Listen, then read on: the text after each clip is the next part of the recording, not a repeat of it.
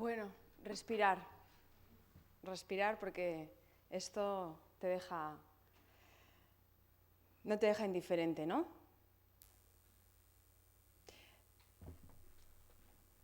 ¿Qué ha pasado aquí? ¿Qué es esto? Esto es una pura relación de maltrato, de muchos maltratos, maltrato físico, maltrato psicológico, maltrato económico, maltrato sexual. Bueno, aquí tenemos de repente en 13 minutos, es que es increíble, ¿no? En 13 minutos en la convivencia de una pareja, cómo se pueden representar absolutamente todos los maltratos, incluso también el estructural, porque Ana, debido a la violencia estructural, no se va corriendo. Bueno, vamos a ir un poquito comentando paso a paso. Y os voy a ir preguntando también, para que podamos ir compaginando la vivencia después de haber visto este corto y la teoría. ¿Qué tipo de hombre es este? ¿Es anormal? ¿Le pasa algo? ¿Tiene algún tipo de trastorno psicológico? ¿O simplemente es una persona que funciona con un parámetro concreto que es el machismo? No sé, yo os voy lanzando ideas. Me gustaría también que no os cortarais y que me pudierais interpelar si es que en algún momento discrepáis o hay algo que no se entiende bien. Yo lo he visto un montón de veces y la verdad es que podría reproducir los diálogos, entonces, pues bueno, lo tengo muy interiorizado. Bueno, este chico solo piensa en él, solo piensa en su trabajo productivo, solo piensa en que está muy cansado, lo repite un montón de veces, creo que queda latente, ¿no? Que lo repite un montón de veces y que ella, pues no terminamos de ver, yo todavía no sé si solamente se dedica al trabajo reproductivo o también tiene un trabajo productivo. En cualquier caso vemos que representa el reproductivo, ¿no? En casa, bueno, pues se la ve recogiendo las cosas de la casa y esperando. ¿Creéis que esta relación tiene una consideración de equidad? ¿Que se ven los dos por igual? ¿Que ambas personas tienen un interlocutor de igualdad? No. Tampoco hay un cuestionamiento por parte de la relación, porque van de oficio representando una relación y tampoco se cuestionan si estoy subordinada o estoy por encima, ¿no? O sea, suponemos que en unas relaciones de maltrato tampoco hay tanta conciencia de subordinación o de supremacía con respecto a la mujer.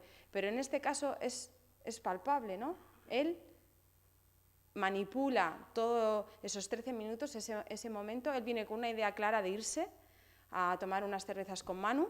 Ya tiene un discurso muy concreto de las mujeres, ¿no? La mención que hace sobre la nueva pareja de su amigo, que en la cama es un poco puta, perdonad la expresión, pero yo creo que hay que hablar claramente. Ya está haciendo una categoría, ¿no? Que hay dos tipos de mujeres, lo dice claramente. Estás tú, que eres una mujer como tiene que ser. De hecho, perdonad el inciso, pero es que el otro día en el masajista, uno de los masajistas que son de estos despachos que se dividen por cortinas, decía, es que ya no hay mujeres como las de antes. Y claro, tuve que intervenir. Yo estaba ahí recibiendo el masaje y tuve que intervenir porque aquello me puso peor. Entonces, este chico tiene muy claro que hay dos categorías de mujer, que son, burdamente dicho, las futuras madres de mis hijos y las putas. Y este parámetro de división de las mujeres es algo con el que ha funcionado el machismo y el patriarcado históricamente, que lo hemos interiorizado y que todavía no lo hemos superado. Entonces, cuando habla de la novia de su amigo, se está refiriendo a una que no es la que él ha elegido. No es una mujer como que tiene que ser. Y en realidad esta mujer lo único que está haciendo es se ha separado y está siendo sujeta de deseo y haciendo libertad de su deseo sexual, ¿no? Bueno, además no tengo ni por qué justificarla, ella hace con su cuerpo lo que quiera. Bueno, alguna cosilla más. Durante el corto hay dos momentos claves de tensión. No sé si lo veis. ¿Cuáles serían? El primero en el baño, ¿no? Cuando le dice, tú no me harías eso. Tú no serías de esas. Es como de repente voy a ratificar en qué tipo de categoría estás tú, si estás entre la futura madre de mis hijos o estás en la otra. Ahí hay un momento de tensión, que ella reconduce, que ella, bueno, no, tranquilo, le calma. Esta función que en muchas ocasiones hacen las mujeres maltratadas de psicólogas, de utilizar una empatía que no es propia del momento en el que viven, que bueno, la empatía está muy bien, pero cuando tú no estás inmersa en ese proceso de virulencia. Y luego hay otro momento, que es cuando ella ya le dice que va a salir. El golpe que le da a la puerta, en realidad, lo que está representando es, se lo doy a la puerta porque elijo dárselo a la puerta de momento, pero con esto, simbólicamente te represento que en vez de elegir la puerta, puedo elegirte a ti, puedo elegir tu cuerpo. Porque esa sería la parte de la violencia física, la violencia psicológica ya la está ejerciendo. Habla despectivamente de sus amigas, la llama tonta en varias ocasiones, le culpabiliza de que no se haga cargo de él. O sea, hay todos los componentes de una relación de violencia psicológica. No sé si lo estáis viendo, ¿eh? Si hay alguna cosilla que decir, no, eso no me parece que sea violencia, me podéis interrumpir porque me interesa mucho que lo veamos claramente, porque es que esto es lo que pasa todos los días en las casas donde hay una relación de maltrato. No una relación de mal amor, que eso es otra cosa y luego explicaré, pero en una relación de maltrato esto ocurre. Y esto podría ser un poquito incluso una relación de maltrato, bueno, no con una situación de mucha urgencia hasta el final, ¿no? Porque no sé si todo el mundo en la sala, y esto sí que es importante, y por favor, quien no lo vea, que sea valiente para decirlo, en estos 13 minutos se ha producido una violación. Aun a pesar de que ella diga, ante la pregunta tan absurda de ¿te ha gustado? Sí, esto ha sido una violación. Porque no tengamos la idea de que la violencia sexual, las agresiones sexuales, los abusos sexuales, las violaciones, son solamente cuando la mujer dice que no quiere eso. Verbalmente, porque el lenguaje no verbal, además, significa el 70% de la comunicación. Y yo creo que ella ha dejado bastante latente de que no le estaba gustando. Que otra cosa es que le gustara y que entrara, lo que sea, pero no le estaba gustando. Y eso es una violación. ¿Alguien no lo ve? Y si no lo ve, o sea, sin culpabilidad, ¿eh? Esto es una cosa que hay que entrenarse para ver la violencia. Porque como empezaba al principio, la invisibilizamos y la naturalizamos de tal forma que nosotros y nosotras, todas las personas que estamos aquí, estamos de alguna manera siendo actores y actrices que contribuyen a ese machismo y a ese patriarcado. Yo misma contribuyo al machismo y al patriarcado. O sea que si de alguna forma no lo vemos, que no nos culpabilicemos. Porque con la culpabilidad no vamos a ningún sitio. Además, la culpa es uno de los sentimientos que más paraliza y que que no sirve para nada. Pero sí, en vez de culpabilidad, hacernos responsables de esa visión. Cuando hablamos de violencia contra las mujeres y hablamos de sus soluciones, no estamos hablando solamente de recursos institucionales para ayudar a las mujeres maltratadas. Estamos hablando de poner al servicio de la sociedad todas las medidas que sean necesarias para hacer un cambio de creencias. Porque lo único que legitima que nosotros y nosotras seamos actores y actrices del patriarcado es que estamos en ese paradigma de pensamiento. Y estas dos personas también están en ese paradigma. Me explico un poco más con esto. Cuando digo paradigma es, ¿qué nos ha educado? Nos ha educado el machismo, nos ha educado el patriarcado. Como dice Marcela Lagarde, que es una feminista mexicana muy reconocida en Latinoamérica y ya también por estos territorios, dentro de cada una de nosotras, ella solo habla, de momento, ejemplificando en las mujeres, dentro de cada una de nosotras hay dos mujeres Y esto lo podemos también llevar a los hombres, ¿vale? No sé cómo sería ese sentir, pero igual vosotros nos podéis ayudar. Está la mujer tradicional, la mujer que ha sido educada en el machismo y en el patriarcado, y que hoy en día también sigue educada porque todo lo que recibimos va en esa línea. La mujer que se alimenta de las mujeres de su generación, yo me alimento de mi abuela, de mi madre, de todas las mujeres de mi vida, y que no puedo negar porque está en mí, y que aunque en muchas ocasiones me cabreo conmigo misma, sale de oficio. Me pillo en comportamientos y creencias machistas y patriarcales que están justificando que exista la violencia hacia mí misma y hacia la sociedad. Y al mismo tiempo, como dice Marcela, ella dice que esto es sincrético, es un sentimiento sincrético, estar en dos mujeres a la vez. En mí también hay una mujer moderna que tiene mucho menos tiempo de andadura vivencial que teórica, porque diríamos que yo me puedo reafirmar como feminista desde los 22 años, en ese momento dije yo soy feminista, pero vivencialmente toda esa teoría que he ido acumulando, que he estudiado, que he ido complementando teórica y académicamente, solo la he empezado a filtrar por mi experiencia, pues diríamos que hace como 5 años, y tengo 35. Entonces, la parte moderna, lo ejemplifico conmigo, pero quiero que hagáis vosotros también ese ejercicio. La parte moderna que hay en personas que queremos cambiar es muy pequeña, y la carga de la parte tradicional es muy grande. Entonces, hacernos responsables de esa parte tradicional que no culpables es el punto de inflexión para que dejemos de contribuir a que la violencia contra las mujeres exista.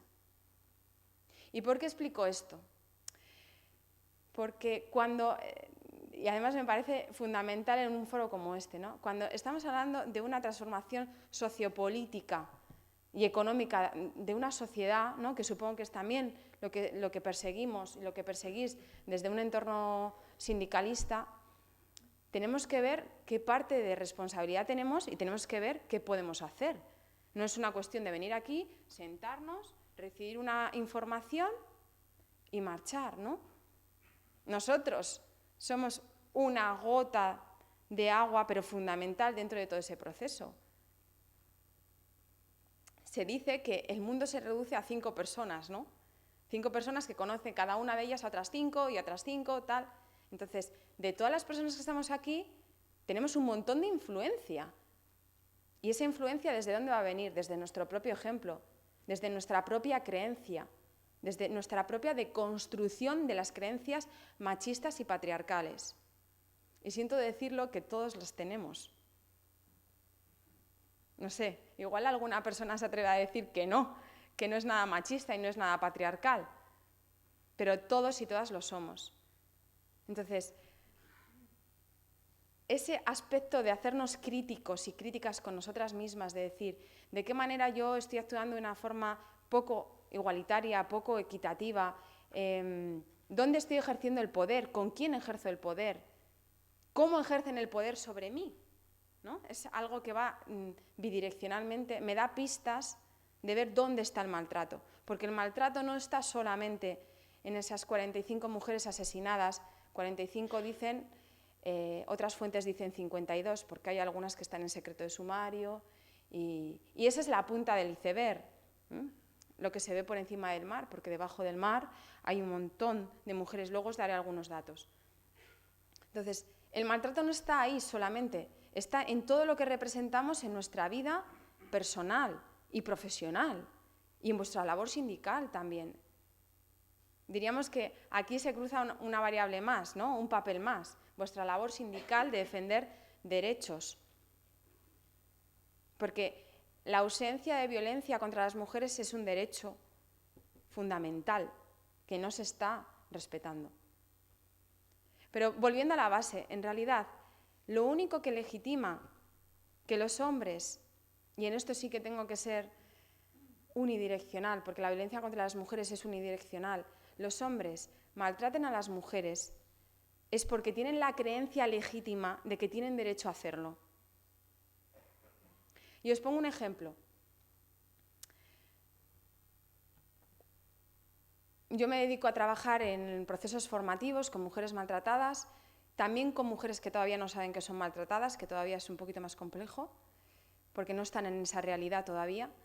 Y bueno, en una ocasión una mujer me contaba que su marido le había introducido la mano en una cazuela hirviendo de sopa. Y entonces le pregunté por qué pensaba que había ocurrido eso. Y ella me contestó, porque no había tenido la sopa al punto para que él no se quemara la lengua. Parece un ejemplo de hace como 100 años, ¿verdad? Bueno, pues no, me pasó hace 2 años en Berriz.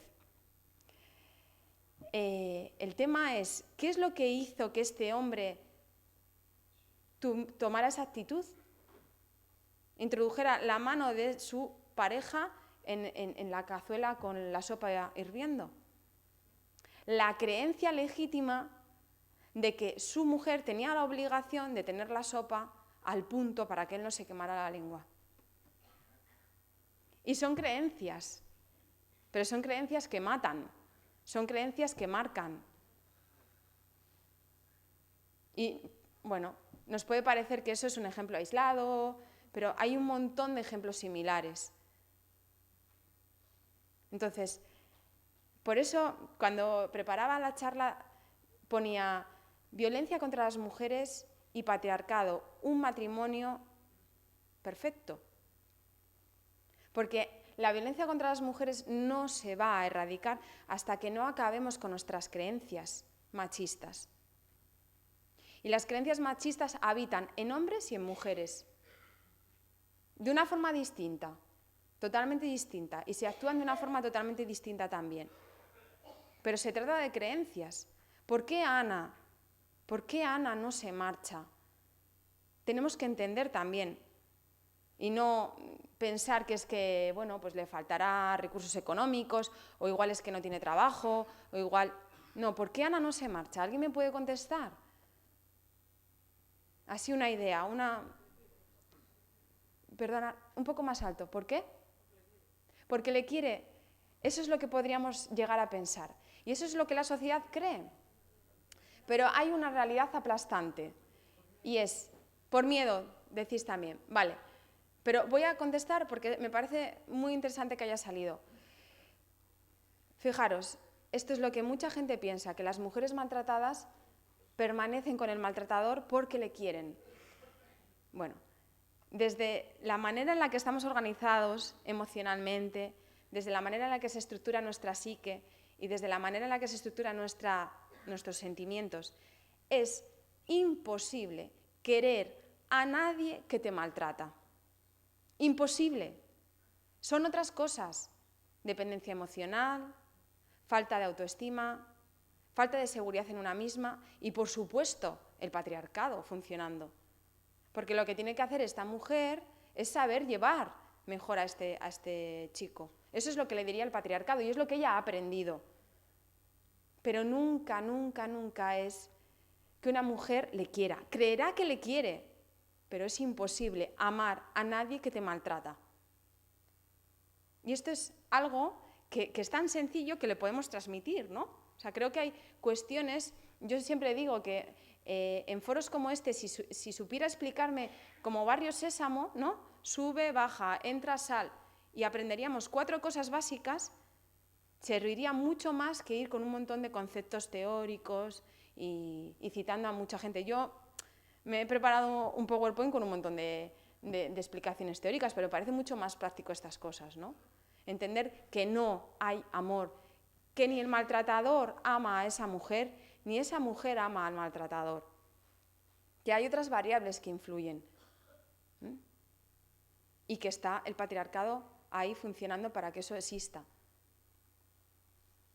Decíais miedo, y ahora os explico un poco la diferencia entre el mal amor y el maltrato, porque entiendo que igual pueda ser muy interesante para todas las personas que aquí están y para vuestra propia vida personal. Imaginaros una línea horizontal que empieza aquí, en el 0, y que acaba aquí en en el 1.000.000. Bueno, ahí hay una graduación y empieza con el mal amor. Vamos a dejar al lado el buen amor, por supuesto, porque el buen amor no tiene nada que ver con el mal amor y no tiene nada que ver con el maltrato. Pero desde el mal amor, según sea esa línea y lo que se vaya acercando al maltrato que está en la otra punta, estamos hablando de que hay 3 variables que se están consolidando en esa relación. Una es la culpabilidad. La mujer que es maltratada siente culpabilidad de lo que está ocurriendo. La mujer que está en el mal amor no siente culpabilidad. Por ejemplo, en el caso que hemos visto, ante esta situación, Ana no tendría que sentir culpabilidad si está en el mal amor. Es un mal amor. O sea, es maltrato, pero también es mal amor. Diríamos que hay una graduación. Hay un punto en el que, según estas 3 variables que voy a explicar sean muy presentes, se convierte en maltrato. Entonces, Ana, si estaría en un mal amor, no sentiría culpa. Es más, cuando se iría este individuo, llamaría a su amiga y le diría: mira lo que me acaba de pasar. Mira, o sea, es que esto es imperdonable, es que esto no lo puedo tolerar. No lo puedo consentir. Tolerar se me escapa a veces, pero es una palabra que no me gusta mucho. Entonces, cogería y llamaría. Ya está rompiendo otra de las variables, que es el silencio. Una mujer maltratada silencia lo que le ocurre. Primero, porque se siente culpable de lo que ocurre, y segundo, porque mientras lo silencie, nadie le va a pedir generar un cambio sobre eso que está viviendo. Porque mientras lo silencio no existe, no es real, ¿no? Ya lo decimos con el lenguaje, lo que no se nombra no existe. Entonces, aquel maltrato que no nombro no existe.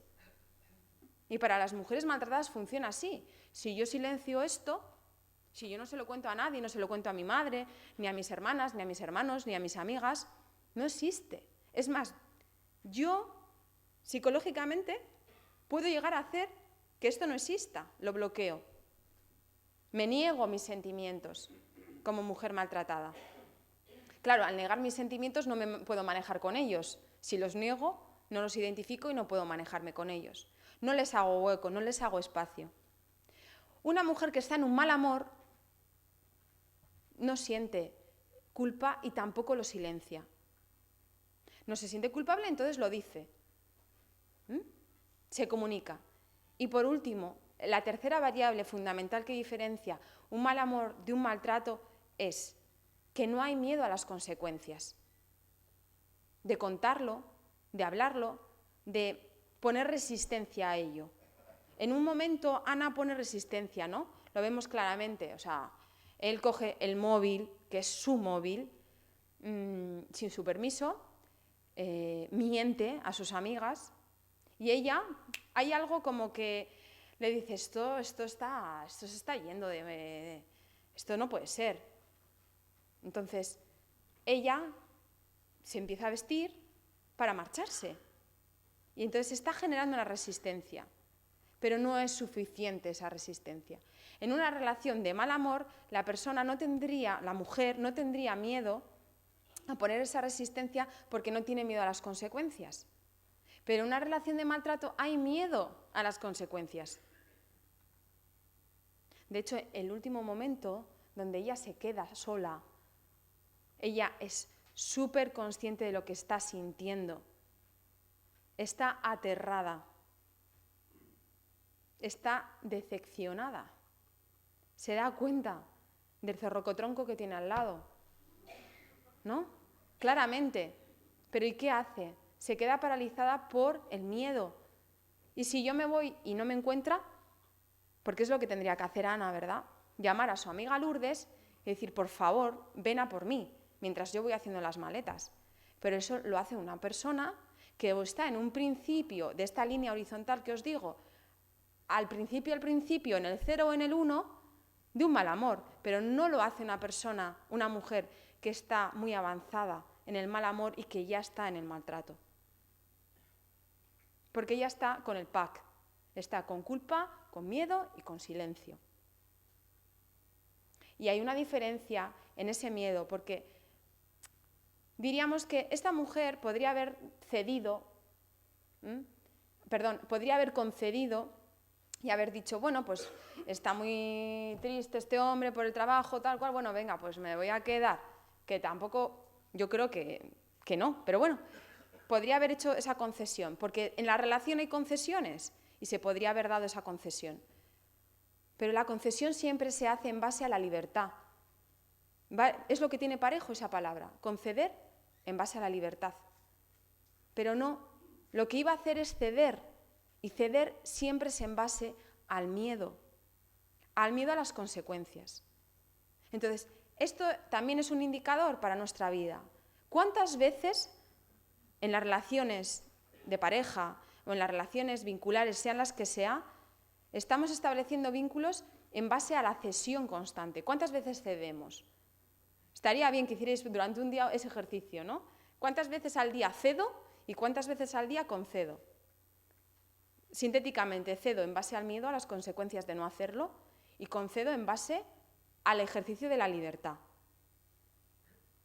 Porque hay algo que los maltratadores no entienden y que hay que hacerles entender, y es que al margen de sus creencias, al margen de las creencias que tengan, que cada uno puede tener las creencias que le dé la gana, mi libertad como maltratador acaba cuando empieza la libertad de la persona con la que estoy. Yo puedo pensar que una mujer tiene que ser como tiene que ser, una mujer de estas, de las de que tiene que ser así, tal. Me imagino a mi mujer y me busco a una así. Pero si no cumple esa expectativa, si no cumple ese estereotipo, si no tiene las actitudes que yo deseo, por ello no voy a transgredir su libertad. Porque mi libertad acaba cuando empieza la libertad de la otra persona. Son cosas tan sencillas, ¿verdad? Son básicas. Pero claro, para el maltratador, la mujer no es una sujeta de derecho. De hecho, yo os pregunto, ¿somos hoy en día, 5 minutos, ¿somos hoy en día las mujeres sujetos de derecho? Claro, con matices, ¿no? Según en qué latitud del mundo. Eso por un lado, pero aquí, en esta sala, ¿somos mujeres de derecho? ¿Ejercemos el derecho a decidir sobre nuestros deseos, sobre nuestras necesidades, sobre nuestros intereses estratégicos en lo personal o en lo profesional? ¿Sabemos poner límites? ¿Sabemos cuáles son nuestros innegociables? Bueno, pues yo la verdad es que me encantaría decir que sí, que lo sabemos hacer, pero nuestro progreso histórico no ha ido en esa línea. Ha ido en un empoderamiento funcional. Y cuando digo empoderamiento funcional, porque creo que la palabra empoderamiento muchas personas ya las escuchan y ya entienden, es la adquisición de un poder para funcionar en la vida. O sea, nadie me va a negar el derecho a la educación, nadie me va a negar que tengo el derecho a un trabajo digno, nadie me va a negar que puedo viajar por el mundo sola, nadie me va a negar que tengo derecho a elegir mis relaciones sexuales y un montón de etcéteras. Por supuesto que mi situación de derecho es mucho mayor que la que tenía mi abuela. Dice mi abuela, extremeña. Y lo digo porque conozco hay una gran diferencia en ocasiones entre el norte y en el sur sobre cómo están instaurados los procesos de patriarcado y machismo. Y no, bueno, habrá mucha gente que piense que esto no influye, pero sí influye. Influye aquí, influye en Italia. Tú vas al norte de Italia y vas al sur de Italia y es algo totalmente diferente las relaciones entre hombres y mujeres, el machismo y el patriarcado. Sí tengo mucha diferencia con respecto a mi abuela, pero cuando hablamos de empoderamiento emocional, no es tal. Porque si existiera un empoderamiento emocional, las mujeres no estaríamos subordinadas a los deseos ajenos, a los deseos de los hombres. Esto en ningún momento, además pienso que aquí, pues siempre pienso, ¿no?, que todos los hombres que hay escuchando en la sala no son de esos, ¿no? No son maltratadores. Pero volviendo a lo que decía antes, es que en mí también hay una mujer machista. Entonces, ¿por qué voy a entender que si en mí hay, en todas las demás personas no lo hay? Entonces, hay una diferencia entre que nos vayamos empoderando emocionalmente y funcionalmente. Funcionalmente, y aún así los tenemos un poquito fastidiado, ¿no? Porque todavía, y además vosotros lo veréis, vosotros y vosotras lo veréis de cerca, cuando una mujer tiene que decidir entre su prospección profesional y su deseo, porque es un deseo, y su capacidad de ser madre, en muchas ocasiones es una decisión dicotómica. No es una elección sin más. No es cojo este trabajo o cojo este otro. Es que para las mujeres en muchas ocasiones supone una renuncia. Y esto lo estaréis viendo, un montón de despidos que se producen en el momento en el que una mujer comunica que está embarazada. Entonces, ahí es donde tienen que jugar también esa parte de ser conscientes de que las mujeres no estamos del todo empoderadas emocionalmente y que tiene que haber una ayuda social y política y una lucha, que es la que vosotros hacéis, por reconocer lo que todavía las mujeres no vamos pudiendo hacer. Porque esto que acabo de decir, de la decisión dicotómica, no ocurre en los hombres. Para los hombres no es una decisión dicotómica. Seguir siendo un profesional o querer ser el profesional que quiera ser y ser padre. Para las mujeres sí. Para muchas mujeres sí. Y a veces ni tan siquiera se ponen en esa situación porque ya hacen la renuncia a priori. Bueno, como para que no me pase esto, pues renuncio al deseo materno. Entonces, no quiero ser pesimista para nada porque hemos avanzado un montón, pero tenemos que afinar porque el maltrato va mutando. El maltrato es atemporal, está históricamente instaurado. Desde los inicios del paradigma patriarcal hasta ahora ha habido diferencias, pero va mutando. Hoy en día la manera en la que se controla y se maltrata ha mutado. Los adolescentes ahora se están maltratando y se están violentando por Facebook, por Twenty, por el WhatsApp. Hay un montón de chicas que son amenazadas si no se acuestan con su expareja, porque si no lo hacen, les suben los vídeos que tienen grabados pues, íntimamente al Twenty, al Facebook, o lo mandan por WhatsApp. Entonces, esto del patriarcado es algo que diríamos que está todavía vigente. Y esta pareja que acabamos de observar, en realidad lo que está representando es creencia patriarcal. Creencia patriarcal. No les pasa nada, ¿eh? Él no está loco, no es en la calle no es así, es selectivamente así. Es así en casa y es así con ella. No sé, Yone, ¿me estás todo el rato cortando? Vale, lo único, me gustaría, porque claro, al final he hablado yo sola, ¿no? Y parece que podría hacer como un poco de abuso de ese hablar yo sola. Pero sobre todo me gustaría acabar con una idea, y es que somos responsables de que esto deje de ocurrir, al menos en nuestras casas, en nuestros trabajos, en nuestros barrios, en nuestra ciudad y de ahí en más. Y la manera de hacernos responsables no es diciendo, uy, ¿habrá un maltratador dentro de mí? ¿O habrá una posible mujer maltratada? Bueno, esto sabemos que es factible, ¿no?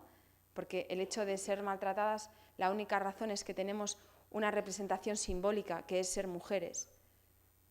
Pero no para culpabilizarnos, sino decir, me voy a pillar en todas esas ideas machistas y patriarcales que puedan estar alimentando estructuras de poder en todo lo que yo hago diariamente.